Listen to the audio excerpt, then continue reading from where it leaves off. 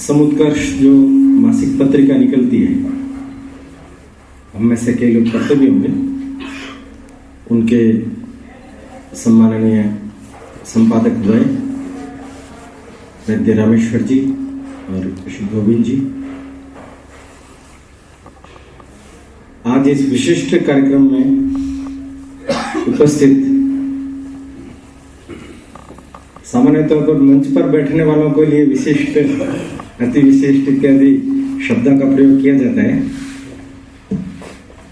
किंतु मुझे लगता है कि आज ऐसे अनुपम अद्वितीय प्रसंग पर उपस्थित अति विशिष्ट श्रोतागण, भाइयों और बहनों, आप सबको सत श्री अकाल। मौका बड़ा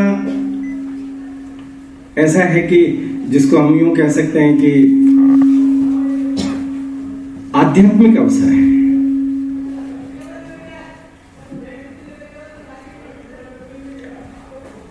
और आध्यात्मिक अवसर होने के कारण से हमेशा ही ये होता है कि जब इस प्रकार के किसी विषय पर बोलने का जिस किसी को भी काम पड़ेगा तो ज्ञान लड़खड़ा जाएगा, वाणी लड़खड़ा जाएगी, उसका अस्तित्व शेष नहीं रहेगा। अस्तित्व शेष रहेगा केवल भाव का, जो अंतःकरण से पैदा होगा और उन्हीं की कृपा से ही जो कुछ बोला जाएगा वही होगा। घटनाएं और प्रसंग ये तो बहुत हो सकती है। गुरु गोविंद सिंह जी ने एक बड़ा विशिष्ट प्रतिज्ञा करते हुए संवाद कहा।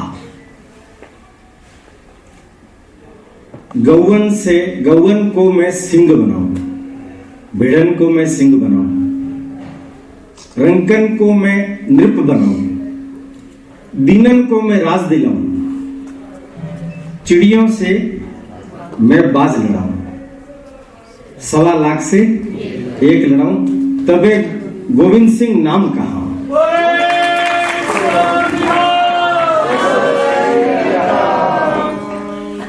उन्होंने कहा कि सूजा सो पहचानिए सूरा, सूरा सो पहचानिए लड़े दीन के हेत, पुरजा पुरजा कट मरे कभी न छड़े खेत।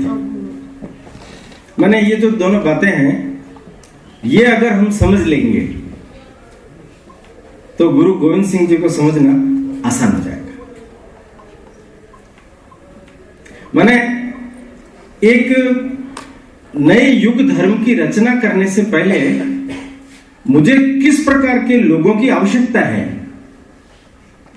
और जिसको आज हम सिख समाज कहते हैं, इसकी स्थापना तो एक प्रकार से देखा जाए तो गुरु गोविंद सिंह जी के समय, गुरु नानक जी के समय से ही हो गई।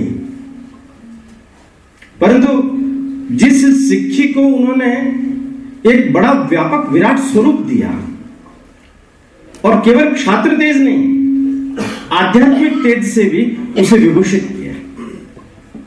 मैंने वो उनके लिए बोल रहे हैं ना कि मेरा सामर्थ्य कैसा है कि मेरे जो सिख सैनिक है वो 1.25 लाख मुगलों के बराबर है, एक। इसलिए तो कहा 1.25 लाख से एक लड़ाऊं। कौन 1.25 लाख? उस समय में जिन लोगों ने अपने देश के ऊपर, धर्म के ऊपर, संस्कृति के ऊपर अत्याचार किए, अनाचार किए, सब कुछ नष्ट कर देने का सारा प्रयास चला उस समय। उस प्रयासों को चुनौती दी, रोका, और कैसी अद्भुत वो कल्पना कर रहे थे। शूरवीर किसको कहेंगे? जो दीन के हित में लड़ता है। शूरवीर वो नहीं जो शत्रुओं का मान मर्दन करता है, वो तो है ही, पर जो दीन का हित करता है। इसका मतलब क्या है? समाज की सबसे छोटी इकाई जिसको हम दीनहीन कहते हैं, जिसके पास कुछ भी नहीं है, अभाव है, उसको ऊंचा उठाना। इसलिए देखो आज इस पर ध्यान जाना ज्यादा जरूरी है कि हमारा ये जो सिख समाज है अपने गुरुद्वारों के माध्यम से समाज के अंदर सेवा के कितने व्यापक काम कर रहा है, जगह जगह पर है। और ये समता समरसता तो है ही। समता समरसता के साथ ये जो दीन के लिए करने का उपक्रम, एक प्रसंग आप सब लोगों ने सुना ही है कि वो कन्हैया जी के बारे में आता है कि शिकायत की गई गुरु से कि शत्रुओं को भी पानी पिलाते हैं, भाई कन्हैया जी उनको पानी पिलाते हैं। तो बुलाया गया उनको, तो सब लोगों ने सोचा कन्हैया जी को आज डांट पड़ेगी। गुरु जी ने क्या कहा, कन्हैया तू मेरा सच्चा भक्त है, तू ये मेरी बात को ठीक ढंग से समझ पाया है। तू तो अभी तक केवल पानी ही पिला रहा था, ये मल्लम और ले जा, ये मल्लम भी उनके लगाना। माने देखिए आप, जब कभी भी कोई आध्यात्मिक विभूति पैदा होती है, उस विभूति के मन में देवी कार्य की अवधारणा अवतार की रूपरेखा के रूप में सामने आती है। परंतु जहां देवत्व प्रकट हो गया वहां भेद नहीं रहा, वहां हिंदू मुसलमान नहीं करते, वहां रहता है अन्याय अत्याचार करने वाला व्यक्ति उस आतताई के खिलाफ वियुद्ध। और उसमें भी अगर आपने गौर किया हो तो ये जो खालसा पंथ की स्थापना जब की गई उससे पहले काफी विचार विमर्श हुआ है। दुर्गा की उपासना करने के लिए कलकदास को बुलाया था, और कलकदास का और उनका संवाद यदि आप पढ़ेंगे तो आपको ध्यान में आएगा कि कलकदास ने भी यही कहा है कि यदि आप एक पक्ष के हो जाएंगे तो धर्मराज को क्या जवाब देंगे। आप एक पक्ष मत होइए, आप ऐसा पंथ चलाइए, ऐसा धर्म चलाइए कि जो अधर्म का नाश करे। ये बात उनके दिमाग में आई। खालसा से पहले इन सब चीजों का बहुत व्यापक रूप से चिंतन विचार किया। माने गुरु गोविंद सिंह जी ने कुछ नया किया, मैं ऐसा नहीं मानता। गुरु गोविंद सिंह जी ने वो किया जो इस देश की विरासत में था। चिरकाल से जो सनातन परंपरा इस देश में चली आ रही थी, उस सनातन परंपरा को ही आगे बढ़ाया है। आप देखिए, गुरु गोविंद सिंह जी ने अपने बाद गुरु ग्रंथ साहब को गुरुगद्दी पर अधिष्ठित किया। कहने वाले लोग कह सकते हैं कि पीछे कोई था नहीं इसलिए किया, परंतु वास्तविकता क्या है? गुरु गोविंद सिंह जी की तो ताकत ऐसी थी कि जिसके सिर पर हाथ रख देते वही गुरु बनने की क्षमता प्राप्त कर किया है ना। गुरु नानक जी ने अपने पुत्रों को थोड़ी बनाया गुरु गद्दी पर। गुरु नानक जी ने, गुरु अंगद देव जी ने, गुरु अमरदास जी ने, इन लोगों ने नहीं बनाया। उसके बाद में वंश परंपरा से शुरू हुआ, पर वंश परंपरा में भी योग्य व्यक्ति को ही देखा गया। तो गुरु ग्रंथ साहिब जो लगभग 36 महापुरुषों की वाणियों से विभूषित है, भगवान के नाम है उसके अंदर। अपने इस देश के अंदर जो सनातन परंपरा चली है, जिसने इस लोगों को ईश्वर के साथ जोड़ने का जो एक लक्ष्य सामने रखा, माने जीवन का उद्देश्य क्या है? ईश्वर से जुड़ना। हमारा कार्य ईश्वरीय कार्य है और ईश्वर के आदेश से हम ये काम कर रहे हैं, ऐसा वो अपने विचित्र नाटक में भी लिखा। ये जो गुरु ग्रंथ साहिब है, इसके बारे में अगर देखा जाए तो मैं ये कह सकता हूं कि अपने देश भर के अंदर जितने भी सनातन धर्म ग्रंथ है, वो सब यदि समाप्त भी हो जाए तो भी एकमात्र ये गुरु ग्रंथ साहिब संपूर्ण विश्व में सब लोगों को आलोक प्रदान कर सकता है।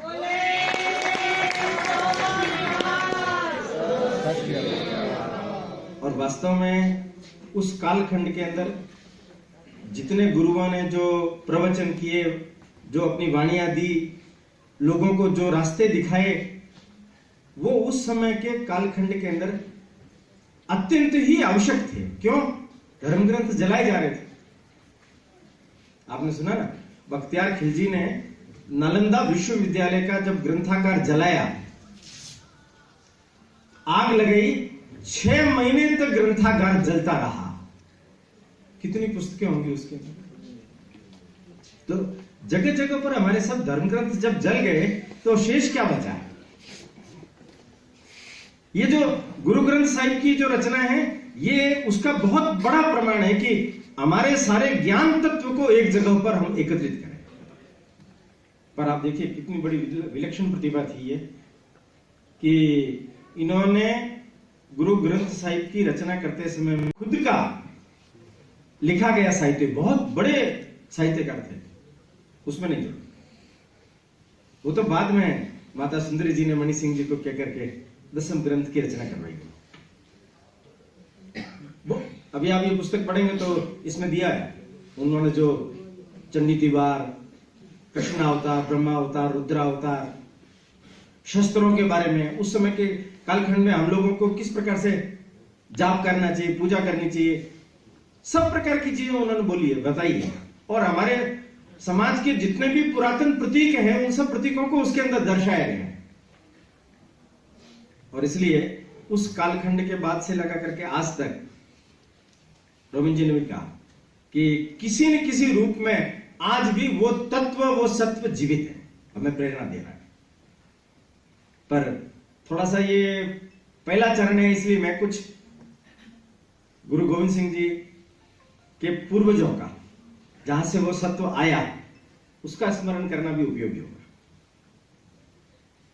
गुरु नानक जी से परंपरा चली, ननकाना साहिब पाकिस्तान में है, तलवंडी हमारे लिए बड़ा पूज्य स्थान है। उस दृष्टि से अगर देखें तो कभी न कभी पाकिस्तान को भारत में मिलना चाहिए, तो जिससे कि हम वहां जा सकें। मैंने इसमें आप थोड़ा सा समझेंगे तो आपको ध्यान में आएगा कि हमारे यहाँ के जितने भी प्रमुख इतिहास को वहां के कई लोग अपना ही मानते हैं। वो कहते हैं हम 1947 से हमारा इतिहास नहीं है, 5000 साल का हमारा इतिहास है। प्रहलाद भी वहीं हुए थे, दाहरसेन भी वहीं हुए थे।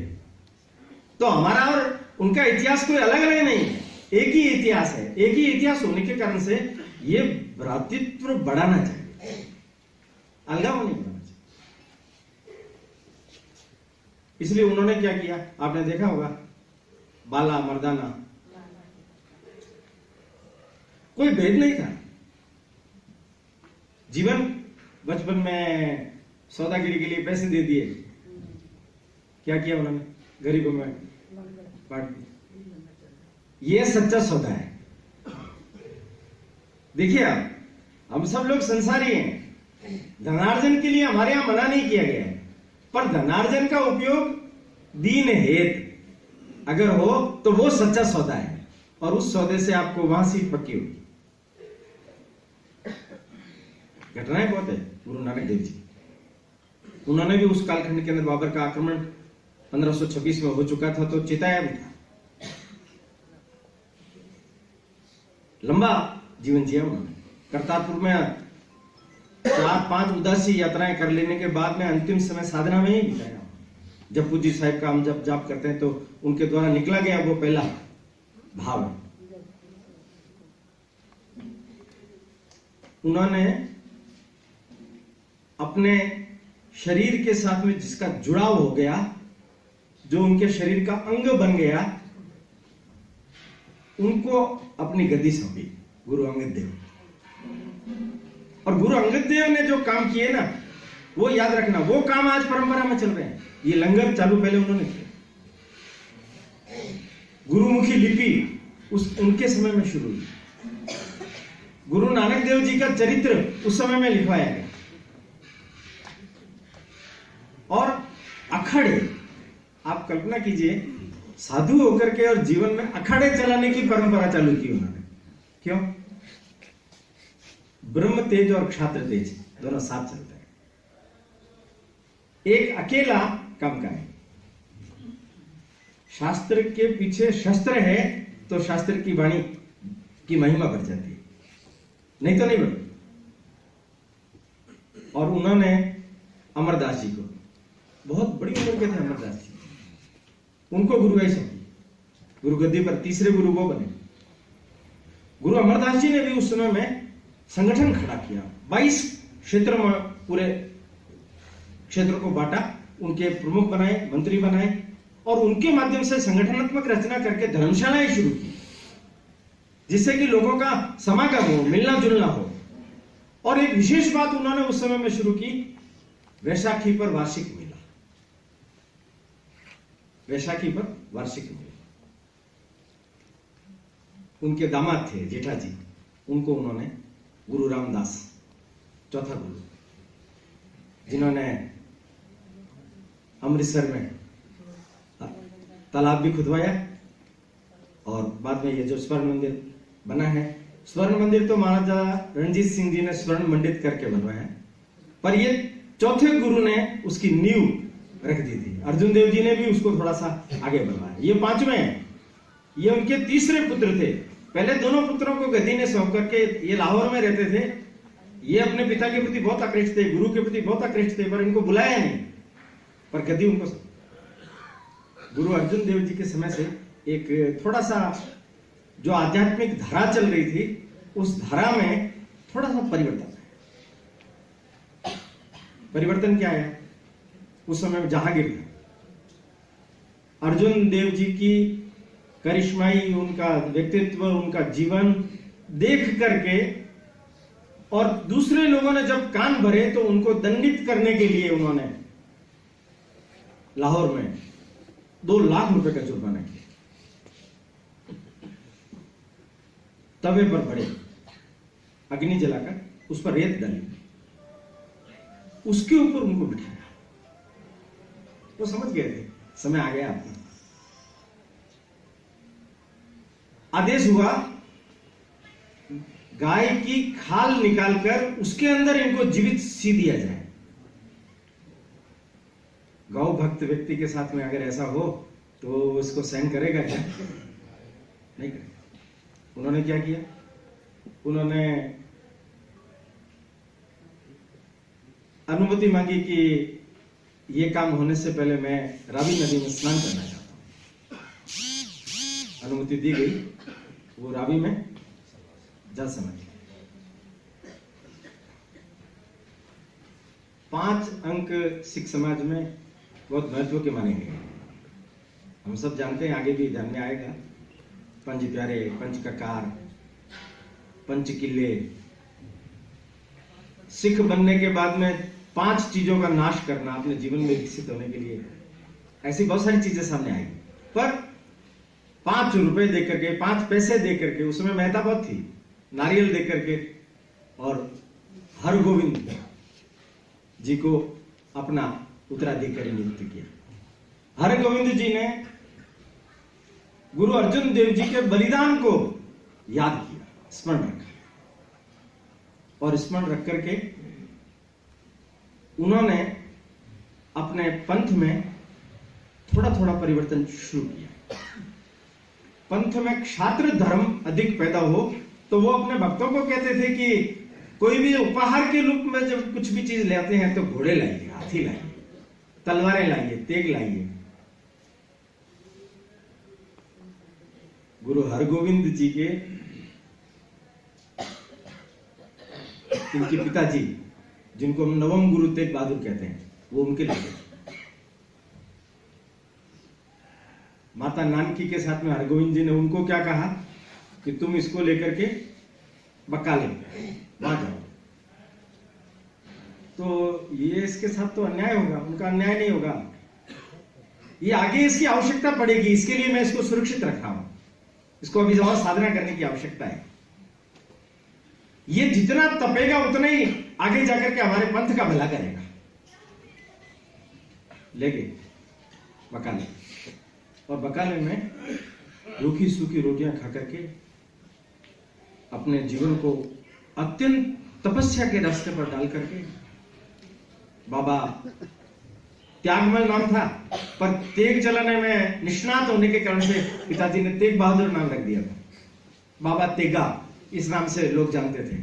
साधना में चुपचाप मौन, अपनी कुटिया में ना किसी से मिलना जुलना, साधना रत। परंतु गुरु हरगोविंद जी को बादशाह ने पकड़ा। जहांगीर के बाद शाहजहां आ गए। ग्वालियर में 12 वर्ष कैद रहे। ये आपने पुष्कर में देखे होंगे 52 घाट बने हुए, 52 राजाओं ने बनाए थे। ये गुरुजी के कहने पर 52 घाट पुष्कर में बने। गुरुजी को छोड़ रहे थे, पर गुरुजी ने कहा ये राजा जब मेरे साथ छूटेंगे तो ही मैं जाऊंगा, नहीं तो मैं नहीं जाऊंगा। तो ऐसा कहते हैं कि उनके जो पीछे का क्या बोलते हैं उसको, हाँ चलो, उसको पकड़ करके जितने लोग बाहर आ सकते हैं, तो वो हम राजा उनको पकड़ करके बाहर आ गए थे। 3-4 लड़ाइयां उन्होंने लड़ी, उसमें वो जीते, पर उन्होंने इंगित कर दिया था कि आगे आने वाला जो समय है वो ठीक नहीं। हमें शस्त्र के प्रति, घोड़े के प्रति, सेना के प्रति रुझान रखना पड़ेगा। पर योगी कहिए, उनके बाद के जो 2 गुरु थे वो अत्यंत शांति प्रिय थे और उनका काल भी थोड़ा अल्प ही रहा। उन्होंने अपने ज्येष्ठ पुत्र गुरुदीता के पुत्र हरिराय उनको अपना उत्तराधिकारी देकर नियुक्त किया। वो 7वें गुरु रहे और उन्होंने भी अपने हरिकृष्ण 3रे पुत्र उसको गद्दी सौंपी। वो भी चेचक की चपेट में आकर के बहुत छोटे आयु में ही चले गए। और जब वो गए तब वो कह के गए, गुरुदत्ता जी को 5 पैसे और नारियल दिया और बोला बाबा बका ले।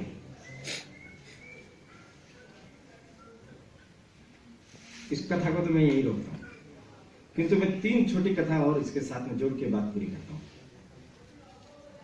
ये परंपरा जो चली, इस परंपरा ने पूरे पंजाब की धरती को पवित्र बना और एक प्रकार से यूं कह दिया कि जैसे हम हिंदुस्तान में पैदा होते हैं तो भगवान हमारे लिए अपना जीवन का कोई एक लक्ष्य तय करके भेजता है, ऐसे उस कालखंड के अंदर लक्ष्य तय कर दिया। अंग्रेजों का कालखंड आया, अंग्रेजों के कालखंड में मदन लाल धिंगड़ा पंजाब का एक पुत्र था, करजन वायली को इंग्लैंड में 1857 की क्रांति के 50 वर्ष पूरे होने पर उसने कहा था कि हिंदुस्तान के अंदर ये मुसलमान और हिंदू ये दोनों मेरी पत्नियां हैं। भारत माता का उसने अपमान किया तो उसका बदला लिया उन्होंने और कह करके कि तूने मेरी मां का अपमान किया है इसलिए मैं तुझे गोली मार रहा हूं।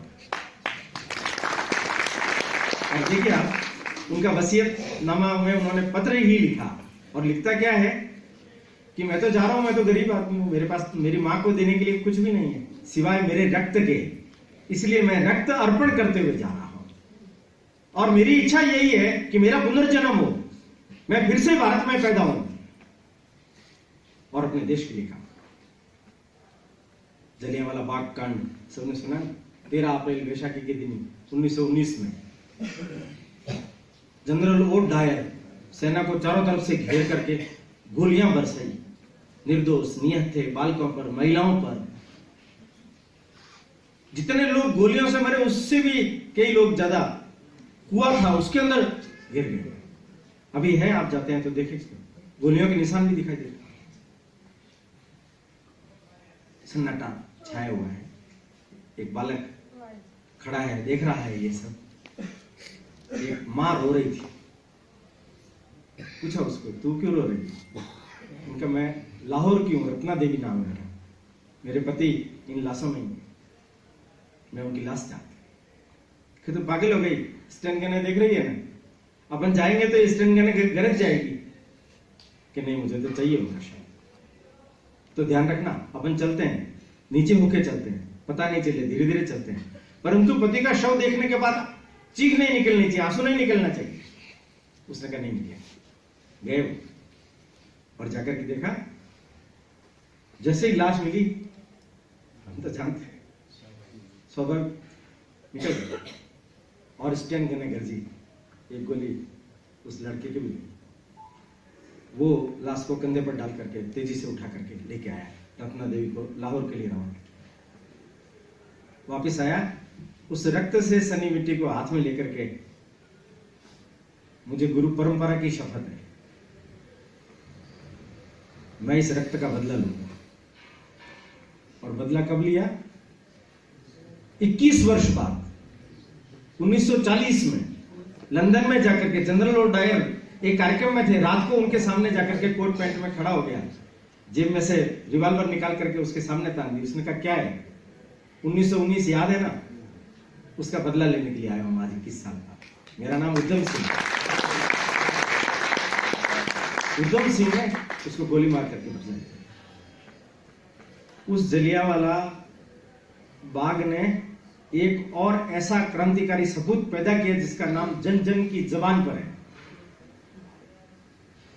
वो बालक भी स्कूल से भाग करके वहां पहुंच गया, छोटी सी शीशी लेकर के गया, रक्त से सनी हुई वो मिट्टी घर में ला करके अपने पूजा गृह में रख दी और हाथ जोड़ करके शपथ क्या कह रहे हैं? जिन लोगों ने भी ये किया अच्छा नहीं, मैं शपथ लेता हूं मेरा सारा जीवन इस देश को स्वतंत्र कराने में ही लगाऊंगा। वो था भगत सिंह। माने उस मिट्टी ने कैसे लोगों को पैदा किया, उस मिट्टी की नस्ल कैसी है। वो भगत सिंह घर के अंदर, घर के पिछवाड़े में जाकर के बंदूक रख करके उसके ऊपर मिट्टी डाल रहा है और बाल्टी भर के कुएं से पानी ला करके उस पर डाल रहा है। वो दादाजी पूछते हैं कि बेटा ये क्या कर रहा है? दादा अंग्रेजों को निकालना है ना अपने को, तो बहुत सारी बंदूकें चाहिए कि ना, तो ये बंदूक बो रहा हूं, पेड़ लग जाएगा। बंदूकों का पेड़ बोने वाली धरती है वो। किसके लिए? देश को स्वतंत्र कराना है, इसके लिए ईश्वरीय कार्य को पूरा करना है, इसके लिए। मैंने थोड़े से समय में ये जो कार्य है ईश्वरीय कार्य है, ईश्वर की ओर से निर्दिष्ट कार्य है। विचित्र नाटक आप पढ़ेंगे तो गुरुजी ने ये बोला है बहुत स्पष्ट रूप से कि मैं कोई मेरी मनमानी नहीं कर रहा हूं, मुझे जो ईश्वर ने संदेश देकर के भेजा है मैं उसको पूरा कर रहा हूं। कि मुझसे अगर कोई भूल जाए तो याद दिला दें।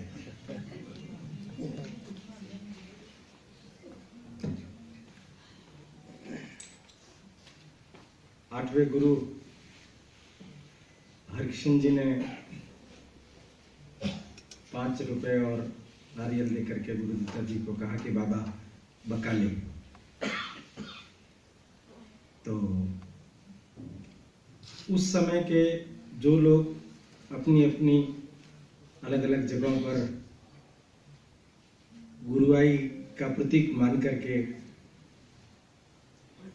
चल रहे थे अथवा चला रहे थे, उन सब लोगों को भी एक मौका मिल गया। तो वे सब लोग भी बकाले पहुंच गए और पहुंच करके स्वयं घोषित गुरु बन गए। उनकी संख्या हो गई 22।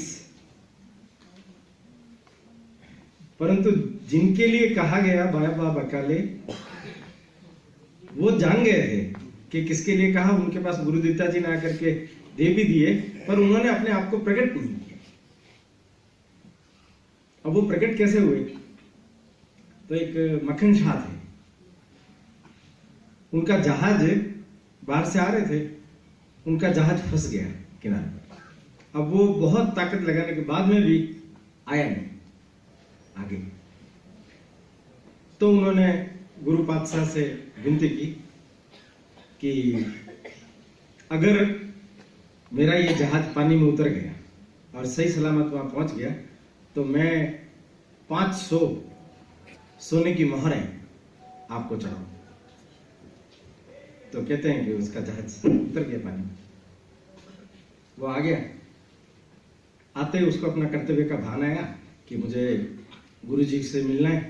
पता किया गुरुजी कहाँ है इन दिनों, तो सूचना मिली बाबा बकाले में है गुरुजी। पहुंचे वो बकाले, तो वहां जाकर के जो नजारा देखा तो बड़ा चक्कर में पड़ गए। हर कोई कह रहा है कि हमें गुरु, तो वो गुरु है तो असली गुरु कौन? वो बुद्धिमान आदमी है। उसने कहा कि ऐसा करते हैं कि शुरू करते हैं कहीं एक एक से। तो 2-2 मोहरें ली सोने की और हर एक के पास में जाकर के आपने चढ़ा दी 2-2 मोहरें। उसको आश्चर्य हुआ कि सभी ने उसको स्वीकार कर लिया और आशीर्वाद दे दिया।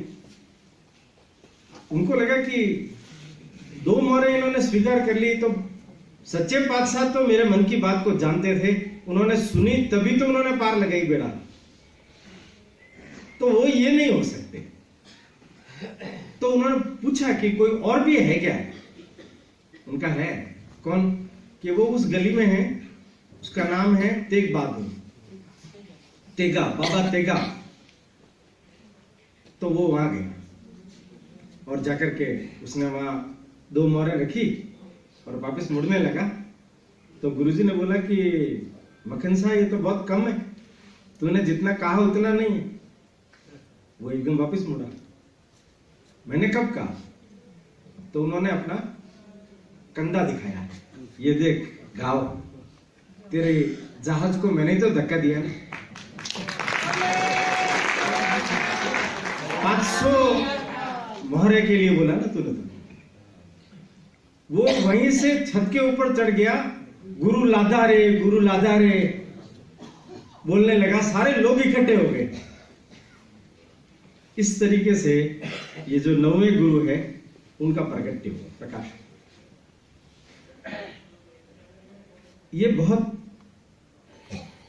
बड़ी उम्र में और गुरु परंपरा में लंबे समय तक रहने के कारण से उस समय के देश की परिस्थिति को बहुत अच्छी तरह से पहचानते थे।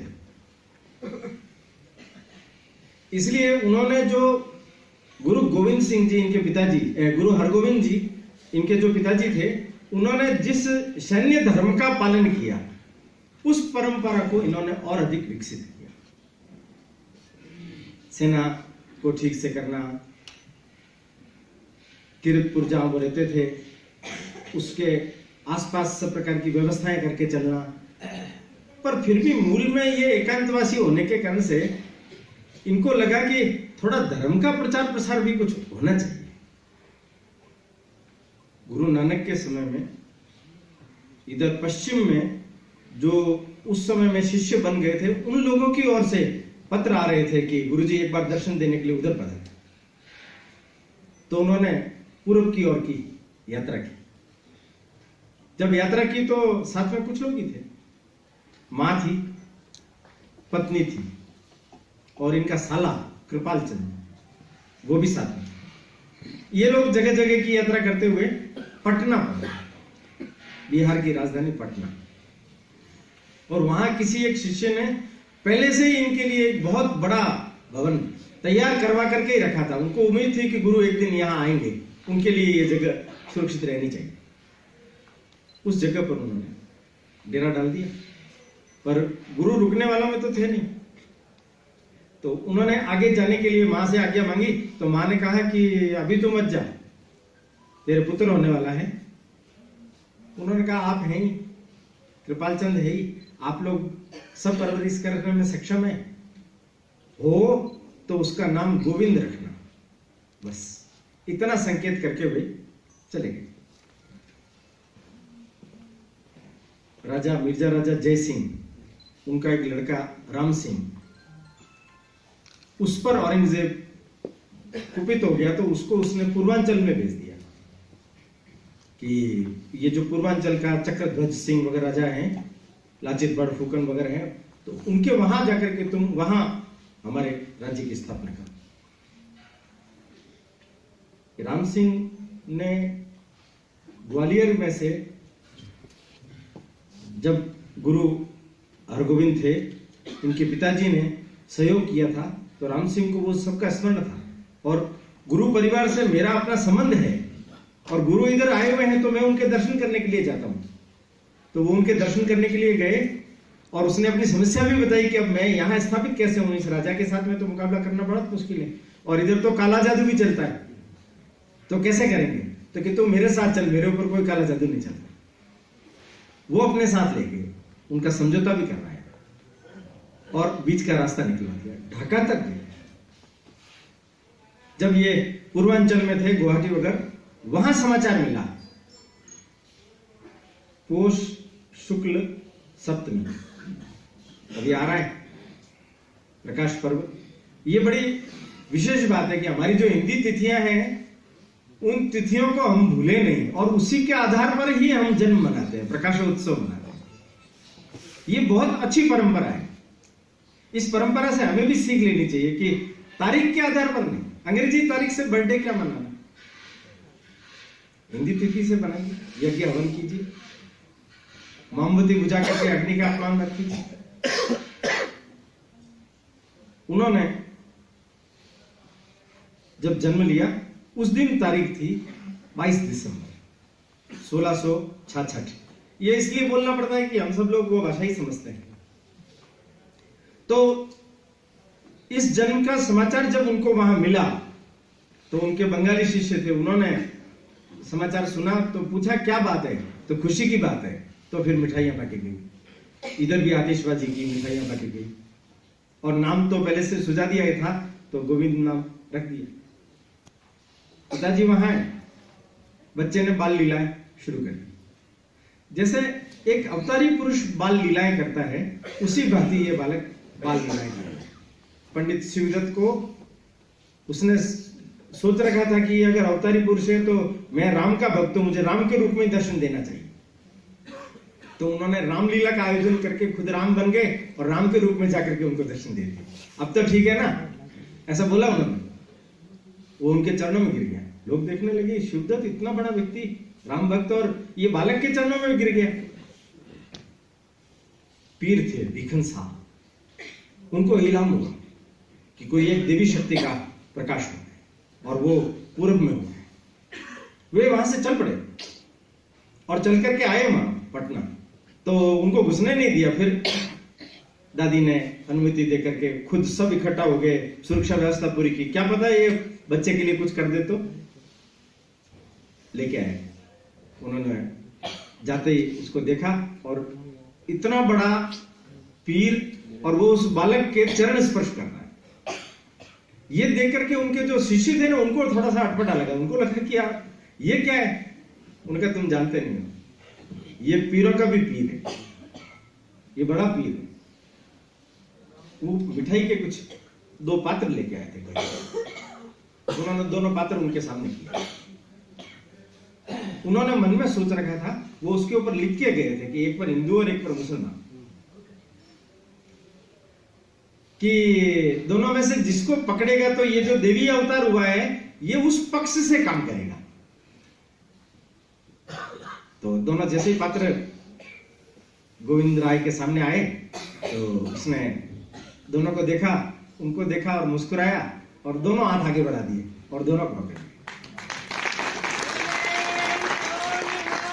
पूछा शिष्य ने तो बताया उन्होंने कि ये जो शक्ति प्रकट हुई है ये हिंदुओं और मुसलमानों दोनों के लिए, ये दोनों को रास्ता दिखाएगी, दोनों को रास्ता दिखाएगी। माने ये जो भिखन शाह की कही हुई बात है, ये यदि आप जफरनामा पढ़ लेंगे तो आपको समझ में आ जाएगी। जफरनामा पढ़ लेंगे तो समझ में आ जाएगी। जफरनामा क्या है? 111 छंदों में 3 पत्र है वो, और वो पत्र लिखे उन्होंने औरंगजेब को। और औरंगजेब को भी वो क्या बोल रहा है कि खुदा के पास जाकर के तू क्या मुंह दिखाएगा, तू मुझे कह रहा है कि ये मत कर, ये मत कर, मैं घोड़े पर नहीं चढ़ूं, मैं कलंगी नहीं लगाऊं, मैं राजा जैसा व्यवहार नहीं करूं, मैं लोगों की सहायता ना करूं। तू जो ये अन्याय अत्याचार कर रहा है, जजिया कर लगा रहा है, हिंदू होने के लिए जजिया कर, मंदिरों को तू तोड़ रहा है, धर्म ग्रंथों को तू जला रहा है। आप सोचिए कि एक छोटी सी जगह पर एक शक्ति प्रकट हुई है, और वो शक्ति इतने बड़े साम्राज्य के प्रमुख व्यक्ति को पत्र लिख करके चेतावनी दे रही है। वो डरती नहीं, वो शक्ति उसको रास्ते पर लाने का प्रयास करती है। वो शक्ति उसको रास्ते पर लाने का प्रयास करती है। और उसकी मृत्यु के बाद में बादशाह की गद्दी पर बैठे बहादुर शाह उसका तो साथ भी देती। गोविंद सिंह जी के अंतिम समय के अंदर वो बहादुर शाह को सहयोग भी करते हैं, रास्ता भी बताते हैं, और ये जो कुकृत्यों का जो सारा इतिहास रचा गया उस इतिहास को बदलने के लिए भी सीख देते हैं। मैंने बचपन में जो 2 हाथ आगे बढ़े उसका प्रतीक तत्व उन्होंने अपने पूरे जीवन में प्रकट किया।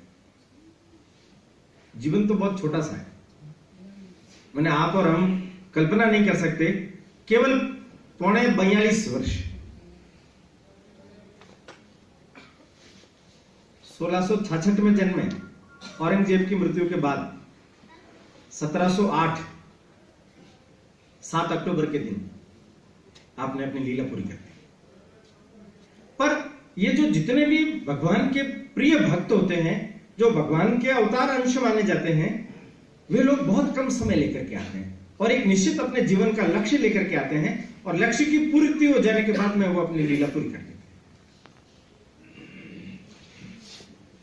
इनके जीवन के एक एक कदम को, एक एक घटना को यदि हम देखेंगे तो उसमें से वही गणित होगा, वही गणित होगा। उन्होंने बताया था ना, तीर छोड़ा, तीर के आगे सोना लगाया। क्यों? उनके इलाज के लिए, उनके वंशजों को मिल जाए उसके लिए, माने परहित दृष्टि। महिलाएं पानी भरने के लिए आती थी, मटके फोड़ देते थे, तो माता जी ने धातु की गगर दिलवाई, तो तीर से उसको फोड़ देते थे। मां ने पूछा कि तू ये रोज रोज क्यों करता है? ये मैं इसलिए करता हूं कि ये जब तुम्हारे पास आई थी तुम इनकी क्षतिपूर्ति करती हो ना, तो ज्यादा देती हो, तो इस बहाने इनको कुछ सहायता हो जाती है। छोटा सा बच्चा ऐसी कल्पना कर सकता है क्या? उसमें ये दृष्टि विकसित हो सकती है क्या? उसमें ये दृष्टि इसीलिए विकसित। बचपन की लीलाओं को देखेंगे तो बहुत लीलाएं। वहां के राजा, उनकी मैनी रानी, उनको संतान दी, कई भक्तों को संतानें दी, और भक्त पूछते थे कि बाबा आपके लिए क्या लेकर के आए? तो मांगते थे तीर कमान, तलवार, तेग, कृपाण। माने चमत्कृत कर देने वाले कृत्यों के बीच में भी वो मांग क्या रहे हैं, क्योंकि उनको पहले से आभास है कि मुझे उस रास्ते पर जाना। पिताजी आ गए, बालक को देख करके बहुत खुश हुए, उसकी लीलाओं को सुनकर के आह्लादित हुए। पहले चले गए थे खुद, फिर आनंदपुर साहिब बुलाया गया। तो जब ये वहां पहुंच गए, बताया इन्होंने घटना को, 9 वर्ष की उम्र में इनकी शिक्षा दीक्षा की व्यवस्था की गई। पीर सैयद पीर मोहम्मद को फारसी सिखाने के लिए लगाया गया। कृपाल चंद जो मामा था, उन्होंने घुड़सवारी, तलवारबाजी, ये सब सिखाई, तीर कमान चलाना। अरुणाचल प्रदेश मटन से एक पंडित कृपाराम जी आए थे, उन्होंने गुरुमुखी और सब प्रकार की शिक्षा का प्रमुख उत्तरदायित्व उन्होंने निभाया। वे गए हुए थे हिमाचल। औरंगजेब ने अपनी तलवार की धार को तेज करके पूरे देश भर के अंदर अत्याचारों का सिलसिला व्यापक कर दिया। मंदिर गिराने के आदेश दिए। हिंदू यदि तुम रहना चाहते हो तो तुम्हें जजिया कर देना पड़ेगा। इस प्रकार के भी फरमान निकाले। और बेरहमी से कहते थे कि शाम के समय में वो जल तब पीता था जब 1.25 मण जनेऊ तोलता था। कितने लोगों का या तो धर्मांतरण हो जाता था या मर जाते थे उसके बाद में। अब इतने अत्याचार हो रहे हैं, ये कश्मीरी पंडित सारे पीड़ित हो रहे हैं, कहां जाएं, किसके पास जाएं, रास्ता क्या है? तो कृपाराम जी को कहा कि तुम तो उधर से आए हो, तो गुरु नानक जी की गुरु गद्दी तो वहां सुरक्षित है ना, वो हमारी सहायता नहीं करेगी क्या? करेगी, तो चलो उनके पास। एक प्रतिनिधिमंडल 21 लोगों का वहां पहुंचा और जाकर के अपनी दारुण व्यथा को उनके समक्ष प्रकट किया। गुरु ने सुना, ध्यानस्थ होने के बाद में पास में बैठा ये बालक 9 साल का गोविंद राय, उम्र 9 साल।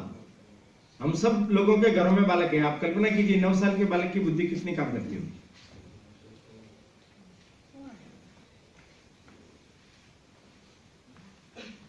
वो 9 साल का बालक पिताजी से पूछता है कि पिताजी आप इनकी बात सुनकर के ध्यान मग्न हो गए, क्या कोई चिंता की बात है? उनका बेटा चिंता की बात है, तो क्या बात है? तो उन्होंने कहा कि परमात्मा चाहता है इस समस्या का निदान करने के लिए किसी एक महान पुरुष धर्मात्मा का बलिदान होना चाहिए। कृपा करके अपने मोबाइल सब साइलेंट कर लीजिए या स्विच ऑफ कर लीजिए, क्योंकि ये जिस प्रकार का विषय है ना तो आपको आनंद आएगा, ना पड़ोसियों को आनंद आएगा, ना आप सुन पाएंगे ना कोई और सुन पाएगा, और मेरी भी भावधारा भंग होगी। इसलिए स्विच ऑफ कर दीजिए या साइलेंट मोड पर करके अंदर रख लीजिए।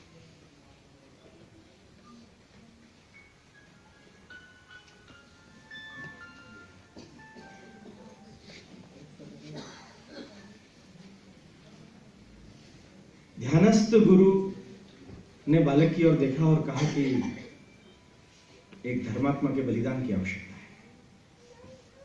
वो बालक कहता है, आपसे बढ़कर के और उपयुक्त व्यक्ति और कौन होगा? वो उसकी ओर देखते रह जाते हैं। वो पूछते हैं उनसे कि तेरी उम्र तो बहुत छोटी है, तू तो 9 साल का है, और तू इस बात का अर्थ समझता है? अगर मेरा बलिदान हो गया तो गुरुगद्दी पर तो तू ही बैठेगा, तो तेरी रक्षा कौन करेगा? वो जवाब देते हैं, सुनिए आप। वो कहते हैं कि 9 मास तक जब मैं मां की पेट में था, तब जिस अकाल पुरुष ने मेरी रक्षा की है, क्या वो अकाल पुरुष अब मेरी रक्षा नहीं करेगा?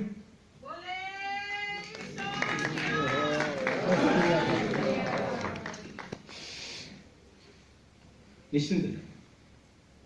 वो कहते हैं कि अब मैं जा सकता हूं, क्योंकि ये 9 साल का नहीं है, ये तो बड़ा हो गया। और चल दिए। कह दिया उनको, कृपाराम जी को, कि जाकर के औरंगजेब के सेनापति दोस्त मोहम्मद को समाचार कर दो कि गुरु तेग बहादुर ने कहलवाया है कि यदि तुम मुसलमान बनाना चाहते हो तो सबसे पहले मुझे बनाओ, उसके बाद हम बनेंगे। औरंगजेब तो चाहते थे, किसी न किसी बहाने से वो इनको गिरफ्तार करना चाहता था, रास्ते में गिरफ्तार कर दिया। ये पहला व्यक्ति है कि जो बलिदान होने के लिए जा रहा है, बलिदान होने के लिए जा रहा है, ये वहां पहुंचे। एक ही तरीका है, यातनाएं देना। उनको कहा कि मुसलमान बन जाओ, नहीं बने। अंत में मृत्यु दंड देने का जब निश्चय हुआ तो गुरुदेवता जी के साथ में उन्होंने वही 5 पैसे नारियल भेजा गुरुगद्दी के लिए। उनकी आंखों के सामने उनके 3 शिष्यों का लोम हर्षक बलिदान। अब थोड़े सा कांटा हमारे चुभ जाता है, हम कल्पना कीजिए कि इतना असहज हो जाते हैं। भाई मती दास जी को हाथ बांध करके आरे से चीरा, खड़ा, उफ तक नहीं।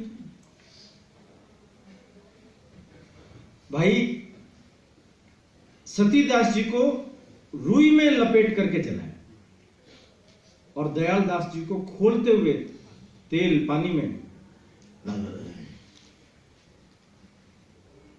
जिनके शिष्य इतने महान हो, उस गुरु की महत्ता तो और बढ़ जाती है। और अंतर तो गतवा उनका सिर बलिदान कर दिया। जब सिर कटा ना, गुरु गोविंद सिंह जी ने लिखा है कि सिर तो दिया उन्होंने, शुरू सार वो नहीं दिया, धर्म की रक्षा कर लिया। धर्म की रक्षा के लिए उन्होंने अपने जीवन का बलिदान देकर के एक नया आदर्श लोगों के सामने खड़ा कर दिया कि मर जाना मंजूर है पर धर्म मत बदल। गुरु कह रहे हैं, एक दिशा निर्देश प्राप्त हो गया। और भगवान की लीला देखिए कैसी है। एकदम बादल आगे, काले बादल मंडराए, बिजलियां कड़कने लगी, बारिश जैसा मौसम हो गया, आंधी आने लग गई। तो गुरु के शिष्य कम नहीं थे, वहां पहुंच गए थे। एक रंगरेटा था, जेठा जी, उन्होंने वो जो कटा हुआ सिर था नीचे गिरने ही नहीं दिया, फट से लिया और घोड़े पर लेकर के रवाना हो गया आनंदपुर से, और ले जाकर के गुरु गोविंद सिंह को, गोविंद सिंह हो गया बाद में, गुरु गोविंद राय को वो दिया, उन्होंने उसका दाह संस्कार किया। और एक दूसरा शिष्य था बंजारा लखी साहब, वो अपने लड़के के साथ में बैलगाड़ी लेकर के आया और जो धड़ था उसको उसके ऊपर डाला, हटो हटो कहते कहते निकाल करके ले गया और अपने घर के अंदर ले जाकर के बैलगाड़ी खड़ी करके आग लगा दी गई। अपवित्र हाथों में गिरने से बचाया। शिष्य कितने सजग होते हैं, उन शिष्यों को तैयार करने वाले गुरु की महत्ता ही इसमें से प्रकट होती है। गुरु तेग बहादुर का बलिदान, ये उस कालखंड की एक ऐसी घटना थी कि जिसने सुना उसने औरंगजेब को गाली, जिसने सुना उसके मन के अंदर एक विश्वास पैदा हो गया कि ये घटना घटित हुई है, इसका अर्थ यह है कि आगे आने वाले समय के अंदर कुछ अच्छा होगा, कुछ ऐसा होगा कि शायद हो सकता है मुगलिया सत्ता का नामो निशान इस देश से मिट जाए। एक प्रबल विश्वास लोगों के मन में पैदा हो गया। गोविंद राय के सामने तो कठिनाइयां स्वाभाविक थी। भविष्य को पहचान करके 1975 से लगा करके 1666 के बाद जन्म में के बाद 9 साल 75 और 75 से लगा करके और 99 तक ये जो समय रहा है, ये एक प्रकार से बहुत कठिनाइयों का और कठिन परिस्थितियों का समय रहा है। पर आप देखिए इस पूरे कालखंड की ऐसी विशेषता है कि एक ही व्यक्ति दो अलग भावधाराओं में जी रहा है। एक भावधारा है हमारे प्राचीन संस्कृति की धरोहर को, सत्व को बचाए रखने की।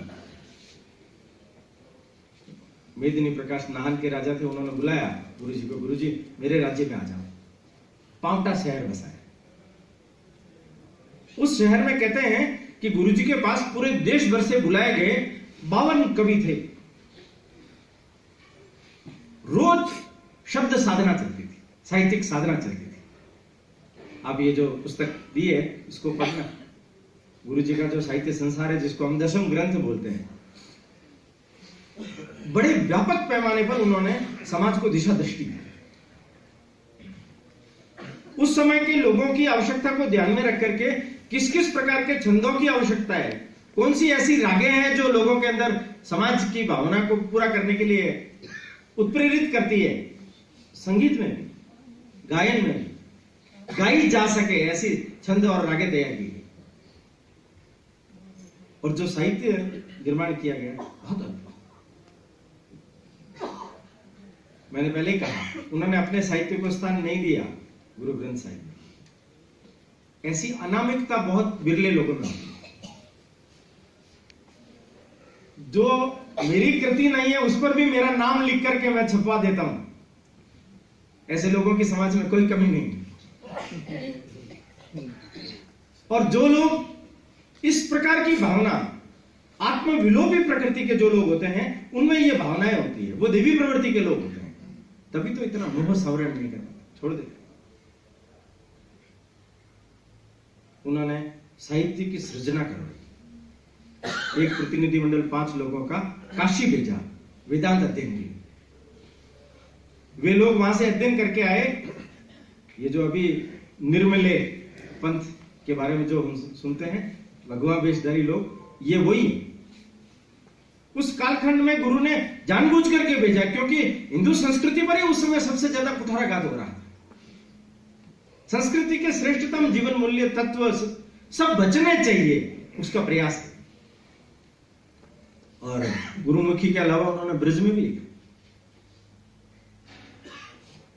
लोक भाषा जिसमें लोग समझ सकते हैं उसका उपयोग किया। और दूसरी जो सबसे बड़ी बात है, वो मुख्य जो बात है कि धर्म के काम के लिए मुझे कुछ करना पड़ेगा, वो है सेना। 5 बड़े अच्छे गढ़ बनाए, लोहगढ़, तारागढ़, आनंदगढ़, केशगढ़, फतेहगढ़। सब प्रकार की सैन्य सुविधाएं विकसित की। एक बड़ा नगाड़ा बनाया। 12-13 कोस तक उसकी आवाज गूंजती थी। रणजीत नगाड़ा। महाराणा प्रताप के घोड़े का नाम तो सबको मालूम ही है। गुरु गोविंद सिंह जी के घोड़े का नाम दिलबाग। दिलबाग घोड़ा था। माने उनको उनके पिताजी जब पूर्वांचल में थे तो उस समय के बने हुए शिष्यों ने उस समय में आकर के हाथी वगैरह भी, छोटा कद का एक सफेद हाथी जिसके वस्तु का तिलक था वो भेंट किया। आसपास के जो पहाड़ी राजा थे उनके मन में एक ईर्ष्या पैदा हुई कि ये कल का छोकरा 22-23 साल की अभी इसकी उम्र हुई है और नगाड़ा बजाता है, सेना रखता है, घोड़े पर बैठता है, कलंगी धारण करता है, एक बादशाह जैसा व्यवहार करता है। शिकायत की औरंगजेब से।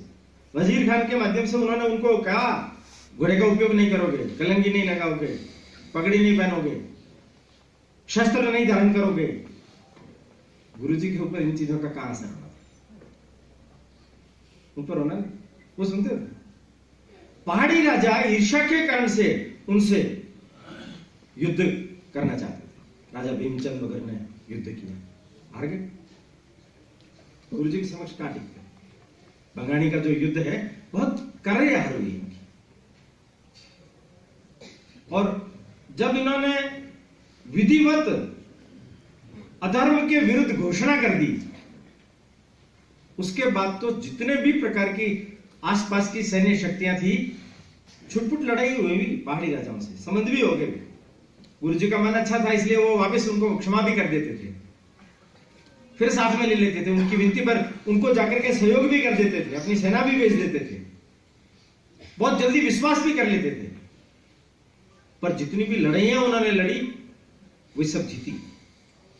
लड़ाइयों के समय, ये बंगाणी के समय में जिस नाहन नामक स्थान का चयन किया, आज भी लोग कहते हैं जो सैन्य परिस्थितियों को समझते हैं, वो कहते हैं कि ऐसा अद्भुत चयन वही व्यक्ति कर सकता है और कोई नहीं कर सकता। उनके मन में विचार स्पष्ट हो गया कि आगे की लड़ाई मुझे लड़नी है तो मुझे कुछ नया पंथ स्थापित करना पड़ेगा। और उन्होंने पूरा विचार विमर्श किया। मैंने पहले बताया कि वो गुजरात से कालकनाथ को बुलाया, चंडी का होम किया, चंडी प्रकट हुई, उन्होंने उन्हें तलवार दी, अपने कर्तव्य की ओर इशारा किया। चंडी की तलवार लेकर के उन्होंने अपने आगे का जो कर्तव्य पथ था उसका निर्धारण किया और उसकी उद्घोषणा की केशगढ़ से। वैशाखी का दिन था। केशगढ़ में उन्होंने देश भर में समाचार भेजा कि जो लोग भी गुरु पंथ से जुड़े हुए हैं वो यहां आए। 70-80 हजार लोग इकट्ठा हुए, समाज के हर वर्ग से लोग थे। और वहां उन्होंने अपना एक नया रूप लोगों के सामने प्रकट किया। मंच पर आए, वो तलवार निकाली और तलवार को लहराई उन्होंने। तलवार को लहराते हुए देख करके लोगों के मन में भय पैदा हो गया कि पता नहीं गुरु अब क्या करेंगे। अनपेक्षित रूप से गुरु ने कहा कि मुझे आज तक आप लोगों ने घोड़े दिए, हाथी दिए, कई प्रकार के उपहार दिए, धर्म की रक्षा के लिए आपने सब प्रकार की सहायता की है, किंतु आज मुझे एक अनूठा उपहार चाहिए और वो चाहिए आपका शीश। जो शीश दे सकता है वो आ गया। भाई कंपित हो गई। कुछ लोग बड़ी भीरू प्रवृत्ति के थे, पीछे से निकल पड़े और मां को जाकर के कहने लगे इनकी कि देखो आप, गुरु की अकल सठिया की दिखती है, ये क्या बात बोल रहे हैं, शीश चाहिए। शीश कोई मांगा जाता है? गुरु मांग रहे है कोई सिख बेटा जो करे शीश भेंटा, बेअंत शीश चाहिए सो जल्द जल्द।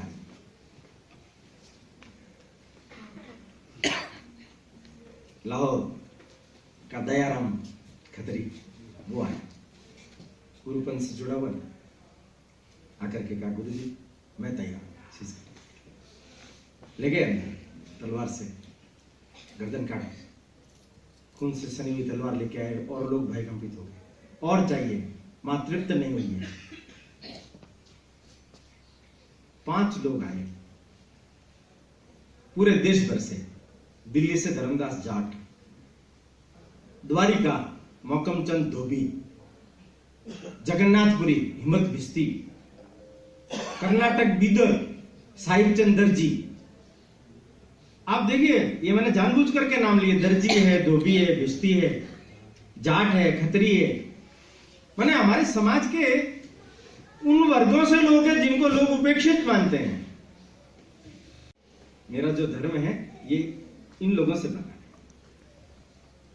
और इसलिए मेरे जो धर्म के अंदर जिन लोगों ने अपना शीश दान किया, बहुत अनूठा काम किया है, वो अंदर जाकर के सबको जीवित बांध दिया।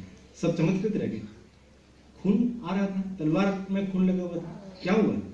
गुरुजी ने अपने तेजोबल से जीवित कर दिया और लेकर के आए। और उन्होंने कहा कि इन अलग अलग जाति के लोगों ने पूरे देश भर से एकत्रित होकर के धर्म के काम के लिए अपना बलिदान दिया है, इनकी जाति नहीं है। देखिए, आप उस समय में गुरु गोविंद सिंह जी की सोच जो थी ना, कि समाज में या तो जाति व्यवस्था खत्म की जाए या सबको एक जाति पर लाया जाए, तो सामाजिक समरसता के लिए उन्होंने एक बहुत अनूठा ये प्रयोग किया कि उन्होंने सबको एक नई जाति प्रदान कर दी कि तुम सिंह हो, तुम्हारी जाति क्या है? सिंह। सिंह हो और तुम्हारा काम है ईश्वरीय कार्य। भगवान ने जो काम तुम्हें सौंपा है उस काम को तुम्हें पूरा करना है। उन 5 लोगों को अमृत छकाया गया। मां साहिब देवी वो आई, बतासे लेके आई, एक कड़ाव में पानी घोला गया, खड़क से उसको हिलाया गया और उसी से अमृत छकाया गया। वो 5 अमृत पी करके सिख बन गए, शिष्य बन गए खालसा के। और गुरुजी ने क्या बोला? सकल जगत में खालसा पंथ गाजे, जगे धर्म हिंदू, सकल तुर्कन दुंद भाजे। जगे धर्म हिंदू माने हिंदू धर्म की रक्षा के लिए इस धर्म का हमने निर्माण किया, पंथ का निर्माण किया है। हम जो लोग बहुत बार बोलते हैं ना कि बोली चाली में भी आजकल आने लग गया कि सिख अलग है, हिंदू अलग है। एक ही खून, एक ही मां के बेटे हैं, एक ही कुल परंपरा के लोग हैं, कोई अलग नहीं। हाँ, एक समय काल परिस्थिति के कारण से नए युग धर्म की आवश्यकता थी, इसलिए उन्होंने उस समय में समाज को दिया, अलगाव नहीं दिया, उसी के रक्षणार्थ तलवार धारण की। और बड़ी मजेदार बात बताता हूं मैं आपको, जब गुरुजी ने उन सबको अमृत चखा दिया तो गुरुजी उन 5 प्यारों के समक्ष हाथ जोड़ करके खड़े हो। वो सब असहज हो गए कि गुरुजी हमें हाथ जोड़ रहे हैं। उन्होंने कहा कि जहां 5 पंच प्यारे इकट्ठे हो जाएंगे वहां भगवान आ जाएंगे, उनका निर्णय ही माना जाएगा, वही सर्वश्रेष्ठ हो जाएंगे। आप पंच हैं तो मैं आज आपका शिष्य बनना चाहता हूं, आपके गुरु आप ही थे। तो जो भाई दया सिंह जी थे, उन्होंने एक बड़ा विचित्र सवाल किया। उन्होंने सवाल किया कि गुरुजी, हमने तो अपना शीश देकर खालसा स्वीकार किया, आप क्या देते हैं?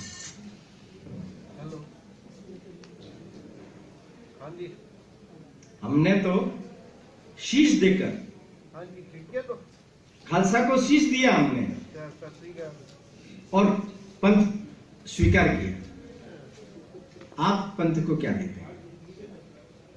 वे कहते हैं, मेरे 4 पुत्र पंथ पर भाग।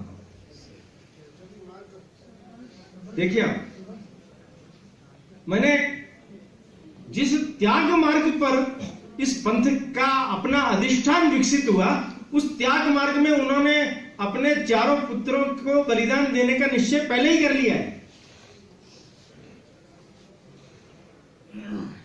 तब उनको अमृत चखाया गया, तब वो गुरु गोविंद सिंह हो गए राय से। अब यहां से शुरू होता है कि खालसा पंथ की स्थापना के बाद सर्वत्र समाचार चला गया, औरंगजेब तक भी गया कि गुरु तो खुल करके सामने आ गए। उन्होंने तो अपनी बहुत बड़ी सेना बना ली, उनकी सेना में जगह जगह पर लोग अमृत छक करके भर्ती होते जा रहे हैं। तो ये तो हमारे लिए बहुत बड़ा सिरदर्द बन जाएगा, और कल हो सकता है हमारे तख्त के लिए भी बड़ी मुश्किल हो जाएगी। तब औरंगजेब ने अपने सेनापति को, पहाड़ी राजाओं ने पेंडा खान के साथ में पहले आनंदपुर साहिब की जो लड़ाई हुई, बहुत विचित्र तरीके से उसको मारा। पेंडा खान को गुरुजी ने कहा तू अकेले आ जाना, इन सबके साथ में क्यों लड़ने के लिए आता है, और उसको मारा। लाहौर से दोनों भाई आए, सैयद और उनको मारा। आनंदपुर साहिब की 7 लड़ाइयां। गुरुजी ने हर बार उन्हें शिकस्त दी।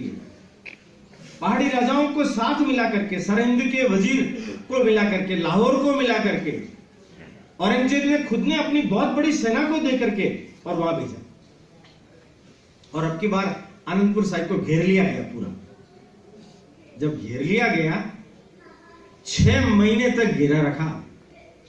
आश्चर्य करिए आप, इतनी बड़ी बड़ी शक्तियां 6 महीने तक घेरा डाल करके बैठी हुई है, और गुरुजी का बाल भी बांका नहीं कर पाती। परंतु क्या हुआ,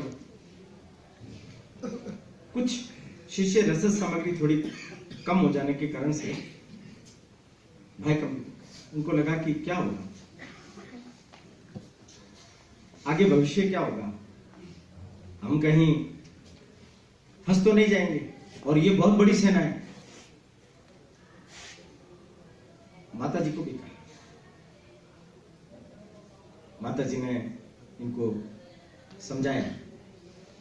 उन्होंने माता जी को भी कहा थोड़ा धैर्य रखो, 1 सप्ताह पर और धैर्य रखो, हम जीत जाएंगे।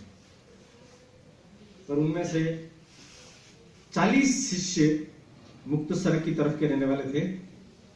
उनका नायक था महासिंह। उसने कहा कि गुरुजी अब हम तो नहीं रुक सकते, हम तो जाएंगे। समझाया बहुत उसको, मत जाओ तुम, वो समझा नहीं। गुरुजी ने कहा ठीक है भाई, तुम जाने ही चाहते हो तो चले जाओ, परंतु एक बात है, जाने से पहले तुम सिख हो ना, तुमने प्रतिज्ञा की है कि अंतिम समय तक मैं इस धर्म का पालन करूंगा, और तुम इस धर्म की परंपराओं का उल्लंघन कर रहे हो, तो तुम संबंध विच्छेद के लिए मुझे बेदावा लिख दो। 39 में बेदावा लिख दी। उनका नायक था महासिंह, हस्ताक्षर कर दिया। गुरुजी ने बेदावा लिया और अपने यहां फंस लिया। वो चले घर पर गए तो उनकी पत्नियों ने उनको ललकारा, चूड़ियां पहन ली, गुरु को अकेला छोड़ करके आ गए। जिस प्रतिज्ञा को, जिस जीवन लक्ष्य को तुमने धारण किया था, उसको छोड़ करके आ गए तुम। बहुत अपमानित हुए, आत्मग्लानि भी हुई। अब क्या करें, क्योंकि वहां समय ठहरता नहीं। ये जो चक्र घुमा, ऐसा विचित्र घुमा कि 10 दिन के अंदर बहुत विचित्र घटनाएं घटित हो गई। 1704 20 दिसंबर से लगा करके 30 दिसंबर तक का ये जो कालखंड है, गुरुजी का योग से जन्मदिन है, और गुरुजी ने जन्मदिन पर जो संकल्प का उपहार दिया लोगों को, वो सुनने लगे। जब परिस्थिति बिगड़ती गई तो मां का बहुत दुराग्रह हुआ, तो निर्णय किया गया कि आनंदपुर साहिब छोड़ देना चाहिए। एक रात को उन्होंने छोड़ दिया। दोनों पत्नियां, बच्चे चारों, मां, धन संपत्ति, शिष्य, टोला निकल गया। अब देखिए, जब सिरसा नदी पार कर रहे थे तो योगायोग ऐसा बना कि उस रात को भयंकर बारिश हुई, और सिरसा ने रौद्र रूप धारण करके बाढ़ जैसा रूप धारण कर लिया, अलगाव हो गया। मणि सिंह जी के साथ में दोनों बीवियों को दिल्ली भेजा, माता गुजरी के साथ में दोनों छोटे बच्चों को भेजा, और 40 लोगों को साथ लेकर के, और 2 बड़े लड़के उनको साथ लेकर के गए। पास की ही 16-17 किलोमीटर दूर चमकोर की गढ़ी थी, उस चमकोर की गढ़ी में डेरा डाल दिया। सरहिंद के नवाब को वहां समाचार नहीं, गुरुजी वहां है। बड़ी भारी सेना से उन्होंने कहा, यह मौका आपसे जाने नहीं देना, कि अब ये मौका चला गया तो फिर कभी मिलना नहीं है दूसरा मौका। ये परिस्थिति ऐसी है कि जिसमें हम जीत सकते हैं, और ये नासूर हमारे लिए जो बना हुआ है गुरु, ये हमेशा हमेशा के लिए समाप्त हो सकता है। उन्होंने गढ़ी को घेर लिया। 3 दिन युद्ध चले, 21, 22, 23। इस 3 दिन के युद्ध में इन 40 मुक्तों ने उनकी 10 लाख की सेना को छका दिया।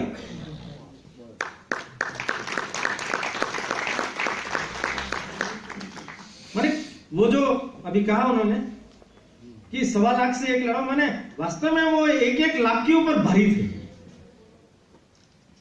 और बच्चे ये उत्सुक थे कि गुरुजी हमें जाने की आज्ञा दीजिए युद्ध में। अजीत सिंह जी गए। झुंझार सिंह जी को खुद ने गुरुजी ने तैयार किया, और छोटा बालक ही है वो, 13 साल का। जब रवाना होने से पहले वो कहता है कि थोड़ा पानी पी लो। वो कहते हैं शत्रुओं के रक्त से तुम्हारी प्यास बुझानी। क्या जोर दिखाए बालक, अद्भुत। मैंने उन दोनों बालकों को मारना उन लोगों के लिए बहुत भारी पड़ गया। धोखा दे करके पीछे से मारा गया। अब पीछे बच गए 7-8 लोग। तो 5 लोग इकट्ठे होकर के गुरुजी के पास में आए और कहा कि गुरुजी युद्ध तो जीतेंगे नहीं हम चाहते हैं कि आपका बलिदान नहीं होना चाहिए, क्योंकि आप रहेंगे तो ये स्वतंत्रता की जोत जलती रहेगी। गुरुजी ने कहा 5 लोगों का इकट्ठा होना ये पंथ में बहुत बड़ा काम है, और इनकी आज्ञा को कोई टाल नहीं सकता। ये खालसा की आज्ञा, भगवान की आज्ञा। तो तुम्हारी आज्ञा मान करके मैं इस पर विचार करता हूं और मैं निकलता हूं। संत सिंह जी करके एक गुरुजी के कद काठी के व्यक्ति थे, एक जैसे दिखते थे। उनको वहां गढ़ी के ऊपर खड़ा कर दिया। तो लोगों ने देखा कि गुरुजी वहीं खड़े हैं, और रात के समय में उनके नीले वस्त्र थे सैनिकों के, सेना के नीले वस्त्र शत्रु सेना के थे। वो नीले वस्त्र पहन करके वो निकल गए। आगे गए, उनके 2 पुराने पठान शिष्य थे, नबी खान, गनी खान, वो मिल गए। वो उनकी पालकी में लेकर के उनको आगे गए। बीच में शत्रु सेना ने देखा भी, रोका भी, कहा कौन है? पीर जी है। पीर जी है तो प्रमाण दो, मांस खाओ, गऊ का मांस खिलाओ। सबको लगा उल्टा हो जाएगा मामला। गनी खान ने कहा कि पीर जी के रोजा है, आज खा नहीं सकते। आगे गए, माछीवाड़ा के जंगल में रहे, वहां अपने नीले वस्त्र फाड़ दिए। लाखी वन, 1 लाख पेड़ों का वन था वो, उसमें से होकर के आगे गए। ये मुक्तसर जिसके लिए मैंने कहा कि वो मां सिंह का गांव था, छोड़ करके आगे थे, उसके पास में आ गए। वहां भी वजीर को पता चल गया और उसने अपनी सेना को भेजा। इधर उधर और सिखों को भी पता चला, तो वो भी वहां आकर के एक छोटी सी सेना बन गई। महासिंह के गांव में एक बुजुर्ग महिला रहती थी, उसका नाम था माई भागो। उसने महासिंह और बाकी सब लोगों को ललकारा कि अब अवसर आ गया है प्रायश्चित करने का। गुरुजी पास में ही है, वजीर खान ने घेरा है, हम जाकर के उनकी ओर से अगर युद्ध करेंगे तो प्रायश्चित हो जाएगा। ये तुमने जो बेदवा लिख करके संबंध विच्छेद कर दिया है, तुम्हारे अपने जीवन का भी कल्याण हो जाएगा। चले गए। भयंकर युद्ध हुआ। अचानक इन लोगों की सहायता मिली। गुरुजी ने भी योजनाबद्ध तरीके से, झाड़ियां थी पेड़ों पर, पकड़ियां खोल खोल के डाल दी, तो बड़े बड़े टेंट, इनकी सेना बड़ी है, और ये एकदम अचानक इनकी सहायता मिल गई तो वो घबरा करके भाग गई सेना उनकी, और गुरुजी की विजय। किंतु ये जो 40 लोग पहुंचे थे, ये इनमें से अधिकांश चले गए, और घायल अवस्था भी ऐसी हो गई थी कि जाएंगे ही। गुरुजी ने देखा ये लोग कौन है, जाकर के देखा, माई भागो बलिदान हो गए। महासिंह, अरे महासिंह तुम? उसने हाथ जोड़ा, हाँ गुरुजी, मैं क्षमा करता हूं, हमसे भूल हो गई थी। गुरुजी ने उसका सिर अपने गोदी में लिया और हाथ फेरा और कहा कि चिंता मत कर, होता है ऐसा, तुम्हारी कोई इच्छा हो तो बोल। उनका है क्या? वो जो आपके खोसा हुआ है ना बेदावा, उसको हमने प्रायश्चित कर लिया, बेदावा फाड़ दो आप। गुरुजी ने तुरंत निकाला बेदावा और फाड़ करके फेंक दिया। अब तो खुश हो ना, जीवन में जो प्रतिज्ञा की थी वो पूरी हो गई। एक कलंक जो था वो हमारे ऊपर से हट गया।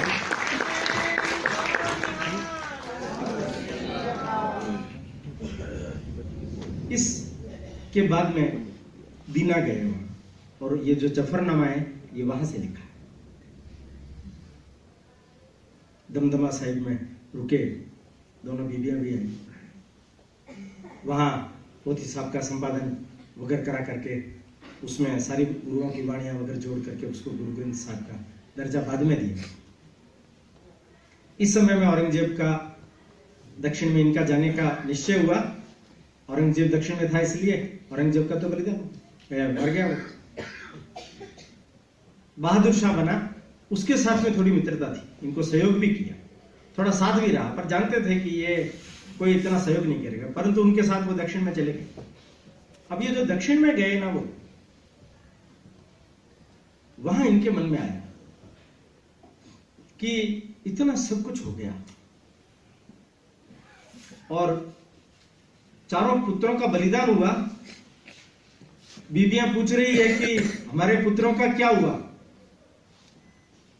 तो उन्होंने बड़ा अनूठा जवाब दिया, इन सिखन के वास्ते वार दिए सुत चार हुए तो क्या हुआ, जीवित कई हजार। मैंने सारे पंथ के जो सिख है वो हमारी संतान है। ये एकात्म भाव हमारे अंतःकरण में धारण करना चाहिए। बदला तो लेना पड़ेगा, नहीं तो लोगों में भीरुता आ जाएगी, कमजोरी आ जाएगी। तब क्या करें? अपने 5 साथियों को बिठाया और कहा कि बिना 5 के परामर्श होगा नहीं, बिना 5 की आज्ञा मिलेगी नहीं, बताओ तुम लोग क्या करना है। उनका गुरुजी हम क्या बताएं, आप ही कीजिए। उनका कि जो समय आ रहा है उसके लिए किसी योग्य व्यक्ति को नेतृत्व देना पड़ेगा।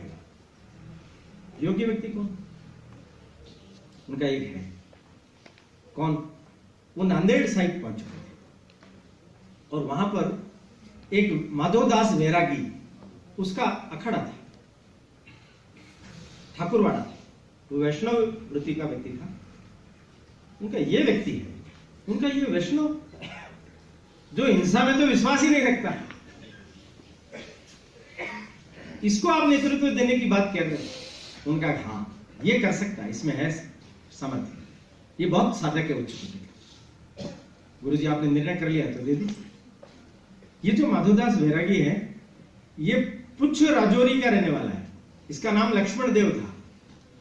ये एक बार शिकार खेलने के लिए गया हिरणी का, तो हिरणी को मारने के बाद जीवित बच्चा उसके पेट में से निकल गया, तो वैराग्य पैदा हुआ, तो इसने संन्यास ले लिया।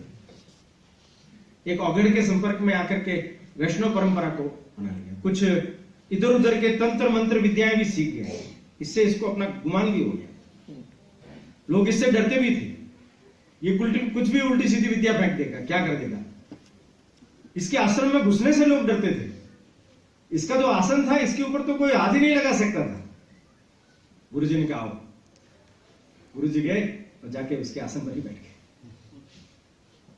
शिष्य ने कहा कि भूख लगी है, तो छोटे मोटे जानवर थे ना इधर, हिरण वगैरह, काटो, और बना लिया। ये आया और आकर के इसने देखा कि मेरे आसन पर तो जो कोई भी दूसरा व्यक्ति बैठेगा तो आसन ही उसको उलट देगा, ये आसन नहीं उल्टा, मैं कुछ काला जादू करता हूं। कौन है ये? उन्होंने सब जादू वादू किए, वहां कहां लगे।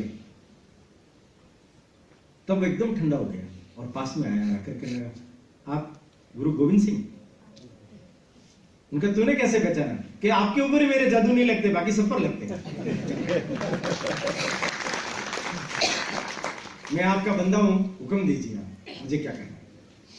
परंतु एक बात बताइए, मैं तो वैष्णव व्रती हूं, मेरे सारे आश्रम को भ्रष्ट करके आपने अपने शिष्यों को कह करके ये सब करके उन्होंने कहा कि ये मैंने करवाया।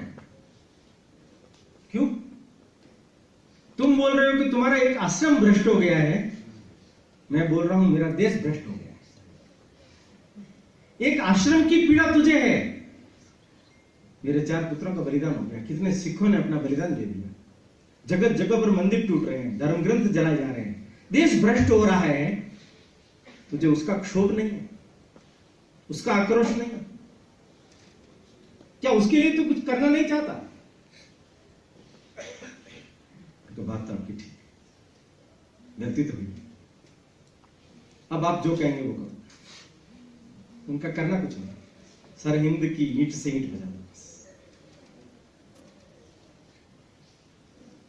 उसको 5 सिखों का साथ दिया, कहा कि इनकी आज्ञा में चलना है, 5 रुपए दिए, नारियल दिया, भेज दिया। अपना अंत समय पास में आया जान करके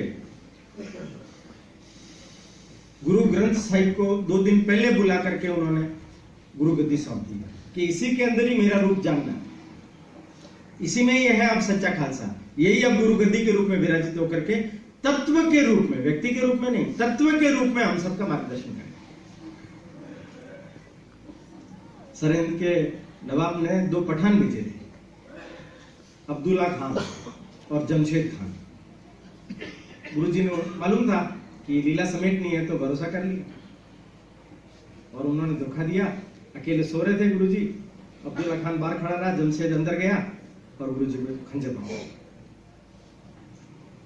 गुरुजी तो सजग ही थे, तुरंत सोते हुए ही तलवार निकाल करके एक झपट्टा मारा, उसकी गर्दन काट दी। इतने में शिष्य इकट्ठा होकर उसको भी मार दिया। कोल नामक एक बड़ा वैद्य था, उसने बहुत त्वरित उपचार किया, गुरुजी के घाव ठीक है। बहादुर शाह ने गुरुजी को एक तीर कमान भेजा था, तो उसकी प्रत्यंचा चढ़ाते समय में वो घाव वापिस गए, और उनको लगा अब तो समय पूरा हो गया है, तो चिता चुनवाई और स्वयं जाकर के उसके ऊपर बैठे, देखते ही देखते विलीन। 7 अक्टूबर 1708 ये बंदा को समाचार मिल गए, रास्ते में असमंजस हो गया कि वापस जाऊं या, उन्होंने कहा नहीं, गुरुजी ने जो आज्ञा दिया आज्ञा का ही पालन होगा, मोह में नहीं फंसना मुझे। और पहुंच गए, अलग अलग रास्तों से होते समाचार पहुंच गया था। सिख जुटने लग गए, दीक्षा लेने लग गए, सेना बड़ी बनने लग गई, 40,000 की सेना बन गई, जगह जगह से लोग आने लगे। 14 मई का दिन चप्पड़ चिट्टी में सरहिंद के नवाब को बंदा बैरागी ने मारा। गुरु पुत्रों के बलिदान का बदला। मैंने गुरु पुत्रों के बलिदान के बाद, ये जो चमकोर की गढ़ी के बाद की घटना है, माता गुजरी गंगू रसोई के घर जाकर के ठहर गई थी, उसने धोखेबाजी की, संपत्ति छीन ली, शिकायत कर दी, ठंडे बुर्ज पर माताजी को रखा, बालकों को बुलाया और कहा कि धर्म बदल। काजी ने कहा तो छोड़ देंगे। उन्होंने कहा धर्म क्या बदलेंगे, हम तो जिस धर्म में पैदा हुए उसी धर्म में ही मरेंगे। तुमको कहते हैं तुम बन जाओ सिख, बनोगे तुम? बड़े सवाल जवाब। दोनों बच्चे डरे नहीं, हिम्मत के थे। दादी ने अपने पूर्वजों की सीख देख दे करके उनको पक्का किया हुआ था। याद रखिए आप, मैं जो बात बोल रहा हूं, दादी की सीख का असर पोते पर पड़ता है। इसलिए संस्कार देने की हमारी जो ये प्राचीन परंपरा है, ये घरों में जीवित रहनी चाहिए, जिससे कुल परंपरा भी जीवित रहेगी। वो दोनों बालक बहादुरी के साथ में डटे रहे। दीवारें चुंदी की, बताया ना, आंसू आगे बढ़े। भाई छोटा कहने लगा, भैया डर गए क्या? अरे नहीं रे, तू मेरे से छोटा है और बलिदान जब हो रहा है तो पहले तेरा हो रहा है, इसलिए आंसू आ गए। मैं बड़ा हूं, बलिदान करने का पहला अधिकार मेरा है। कैसी बलिदान की हाड़ है। और जब वो चुन दिए गए, चले गए दोनों बालक, दाह संस्कार कौन करे? तो उनके दरबार में एक था दीवान टोडरमल, उसने अनुमति मांगी। तो उन्होंने कहा कि जितनी जगह तुम्हें चाहिए उतनी मोहरें बिछा दो सोने की, उतनी जगह ले लो। उसने मोहरें बिछा दी, उतनी जगह ली, और वहां अभी गुरुद्वारा फतेहगढ़ साहिब बना हुआ है। सरहिंद के नवाब का बदला लेकर के गुरुपुत्रों की जो उसने नृशंस हत्या की, उसका बदला सबके गले से छीन लिया। ये भी बीच में थोड़ा इधर उधर हो गया। बंदा था, शादी भी कर ली, एक छोटा बच्चा भी हो गया। लोहगढ़ के किले में दिल्ली की, लाहौर की शक्तियों ने घेर लिया, घेरा डाला। अंततः 740 लोगों के साथ में गिरफ्तार दिल्ली ला करके इसकी आंखों के सामने रोज 100 लोगों को गर्दनें काट करके खाली नेजों के ऊपर गर्दनें लटका दी जाती, मरगट बन गई। 7-8 दिन तक ये तांडव नृत्य चलता रहा, और 8वें दिन आती कर दी, धर्म बदल रहे हो या नहीं? कि नहीं, बोटी बोटी छीन, गर्म पानी खोलता और नमक का ऊपर डाला गया, और हद कर दी। वो जो छोटा बच्चा उनके हुआ अजय सिंह, उसको उसके सामने मार दिया गया, उसका कलेजा निकाल करके जबरदस्ती इसके मुंह में ठूस दिया। इसने धर्म नहीं, जिसमें पैदा हुआ हूं, गुरु का दिया हुआ वचन है, तुम बोटी बोटी नोच लो, पर बंदा झुकेगा। बंदा बहादुर का 9 जून 1716, 9 जून चली गई 1716, 300 साल हो गए बलिदान। पर उसने गुरु पुत्रों के बलिदानों का बदला ले लिया। इसकी ठंडक सब लोगों को रही। कहानी तो लंबी चल सकती है, परंतु गुरु जी के कहे हुए वाक्यों को याद दिला करके हम सब लोगों के जीवन के लिए भी एक संकल्प होना चाहिए। आज 350 वर्ष होने जा रहे हैं गुरु जी को। इस पावन पर्व के उपलक्ष्य में हमारे जैसे लोगों ने भी उसी पंथ की हम दीक्षा न ले सकते हैं तो शिक्षा तो ले सकते।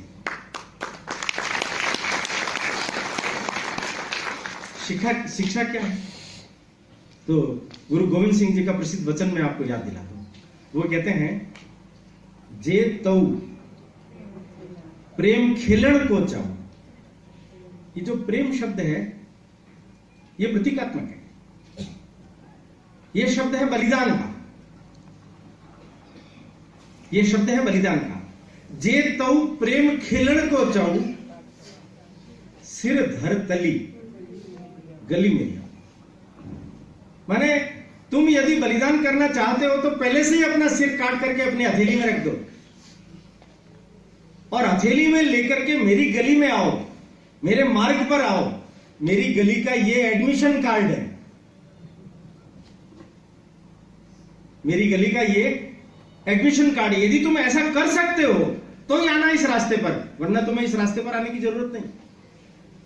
इतनी हिम्मत हो, इतनी क्षमता हो कि अपनी गर्दन काट करके अपनी हथेली पर रख करके तुम आ सकते हो, तो मेरी गली में आओ, मेरे रास्ते पर आओ। ये रास्ता जो सिर काट करके हथेली पर रख देते हैं उन लोगों के लिए। परंतु इससे भी आगे एक बड़ी विचित्र बात कहते हैं। वो कहते हैं, सिर दीजे इत मारी की पैर धरीजे, सिर दीजे काणी न कीजे। काणी माने उफ, काणी माने उफ। सिर दीजे काणी न कीजे। अगर तूने उफ कर दिया मतलब हम गिनाने के लिए तैयार बैठे हैं अपने कामों को, बुरा मत मानना। छोटा सा भी काम करते हैं उसका एडवर्टाइजमेंट व्यापक है। अच्छा काम किया है छुपा के रखो, धर्म का काम किया है छुपा के रखो, परमार्थ का काम किया है छुपा के रखो। काणी न कीजिए माने गिनाने के लिए नहीं है, मैंने इतना बलिदान कर दिया, मैंने वो कर दिया, मैंने वो कर दिया, उसके लिए किया और ये कहा तो वो सब खत्म है, वो सब खत्म। और इसलिए करना यही है कि अपने जीवन में एक श्रेष्ठ सत संकल्प लीजिए कि इस देश के लिए, इस समाज के लिए, इस धर्म के लिए, इस मानवता के लिए मैं अपने जीवन को लगाऊंगा। भगवान ने जितना कुछ भी मुझे दिया है उसका कुछ अंश देते हैं ना समाज के लिए, निश्चित अंश, दशमांश समाज के लिए, समाज के कामों के लिए दूंगा। अगर अपने समाज के लिए हम कुछ भी कर पाए, थोड़ा बहुत भी कर पाए, तो मैं समझता हूं ऐसे श्रेष्ठ महापुरुषों का ये पर्व न केवल हमें प्रेरणा देगा बल्कि आगे के लिए भी नया युग धर्म विकसित कर देगा। इतनी बात कहकर मैं अपनी बात पूरी करता हूं।